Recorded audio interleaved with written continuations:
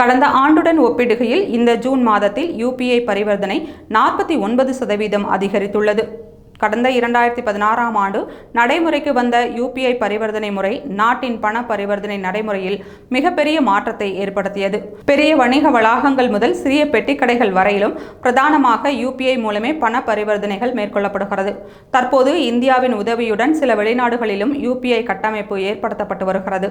இந்த சூழலில் UPI கட்டமைப்பை பயன்படுத்துவோர்களின் எண்ணிக்கை ஒவ்வொரு மாதமும் 60 லட்சம் என்ற அளவில் அதிகரித்து வருவதாக National Payments Corporation of India தெரிவித்துள்ளது.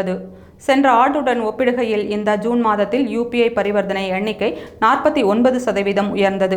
1390 கோடியாக உள்ளதாகவும் அதேபோல பரிவர்த்தனை மதிப்பு 36% உயர்ந்து 20 லட்சம் கோடி ரூபாயாக இருப்பதாகவும் தெரிவிக்கப்பட்டுள்ளது. வெளிநாடுகளிலும் UPI மூலம் பரிவர்த்தனை செய்யும் வாய்ப்பை உருவாக்கும் முயற்சியில் மத்திய அரசு இறங்கியுள்ளது. இதுவரை ஐக்கிய அரபு அமீரகம், சிங்கப்பூர், மலேசியா, நேபாள், பூடான் ஆகிய நாடுகளில் UPI மூலம் பரிவர்த்தனை செய்ய கட்டமைப்பு உருவாக்கப்பட்டுள்ளது.